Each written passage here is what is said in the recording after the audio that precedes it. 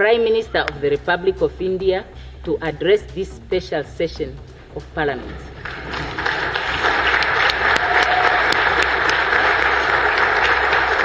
प्रधानमंत्री नरेंद्र मोदी 5 देशों के दौरे को खत्म कर चुके हैं और उनका ये दौरा कई महीनों में बहुत खास रहा।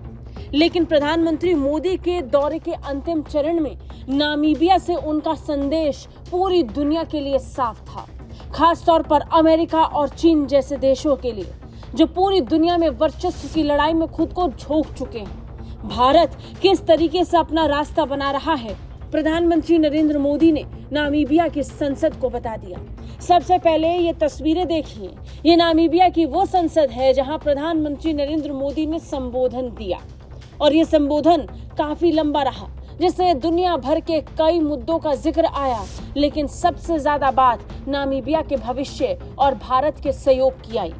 जिस वक्त प्रधानमंत्री नरेंद्र मोदी को संबोधन के लिए बुलाया जा रहा था, उस समय प्रधानमंत्री नरेंद्र मोदी के लिए संसद में गूंजती ताली और खड़े होकर मिल रहा सम्मान बता रहा है कि प्रधानमंत्री नरेंद्र मोदी का नामीबिया पहुंचना कितना खास और नामीबिया के लिए कितना बड़ा है। प्रधानमंत्री नरेंद्र मोदी ने भी सम्मान का कद्र किया और इसके बाद जब संबोधित किया तो उन्होंने नामीबिया के विकास को लेकर कई ऐसी बात कही जिसका संदेश सीधे सीधे उन देशों तक जा रहा था जो पूरी दुनिया में वर्चस्व कायम करना चाहते हैं। पीएम मोदी ने अपने संबोधन में साफ कहा कि उनके लिए अफ्रीका सोने की खान नहीं है, बल्कि भाईचारे की जमीन है।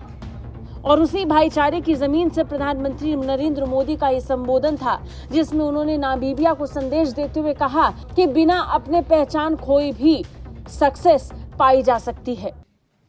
You can succeed on your own terms without losing your identity. प्रधानमंत्री नरेंद्र मोदी ने अपने संबोधन में कहा कि संदेश गूंजना चाहिए कि दुनिया को मिलकर काम करना होगा।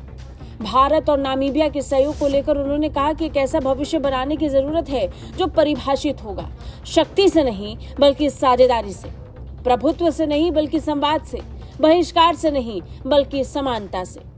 Louder, we must act together.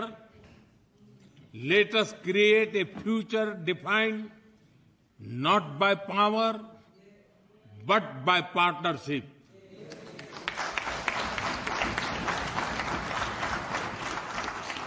Not by dominance but by dialogue. Not by exclusion but by equity.